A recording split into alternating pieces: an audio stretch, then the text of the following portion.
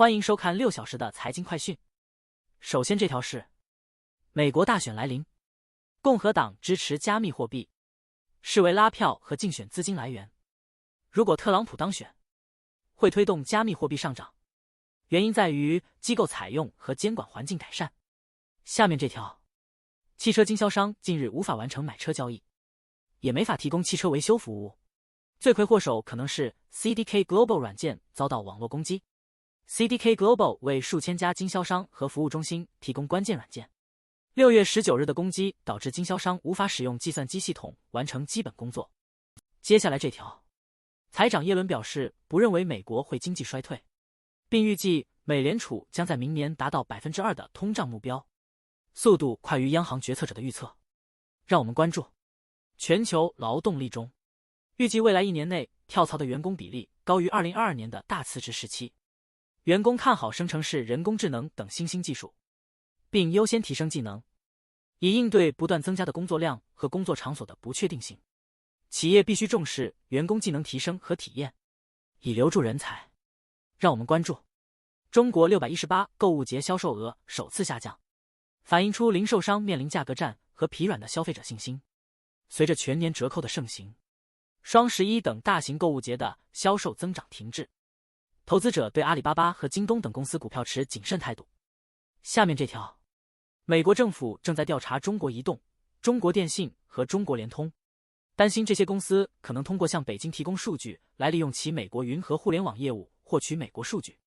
下面这条，韩国 SK 集团计划举行为期2天的战略会议，讨论精简业务，重点关注人工智能、芯片和电池等关键领域。下一条，澳大利亚对冲基金 LE Capital 看好油生产商 NextGen Energy 的反弹，认为其战略资产地位使其成为潜在收购目标。该公司押注油行业升温将推动 NextGen 股价上涨。让我们关注韩国首尔附近一工厂里电池爆炸引发火灾，造成22人死亡，其中18人为中国籍。救援人员正在废墟中搜寻更多受害者。接下来，亚股表现低迷，日元对欧元创下历史新低，但干预风险阻止了其对美元进一步走软。国债几乎没有变化，因为在周五美国公布关键价格数据之前，谨慎情绪加剧。随着周四美国首次总统辩论和周末法国大选第一轮投票，投资者对主要经济体政治变动对其仓位的影响保持谨慎态度。下一条，新加坡金融科技公司 Atom Financial 从 Evolution X 获得高达1亿美元的贷款，用于拓展东南亚业务。该贷款将用于扩大其信贷组合，推出储蓄、保险和借记卡等新产品。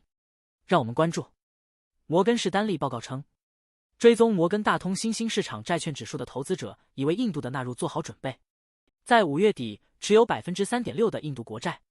随着印度在周五被纳入该指数，许多投资者已经增加了其印度敞口。印度指数合格债券已吸引了100亿美元。接下来这条，印尼国家数据中心遭到黑客组织攻击，索要800万美元赎金，但政府拒绝支付。黑客劫持数据并要求支付赎金以换取访问密钥。印尼政府和相关机构正在调查并尝试破解加密，恢复数据。接下来，越南汽车制造商 VanFast 因销量不佳而面临财务危机。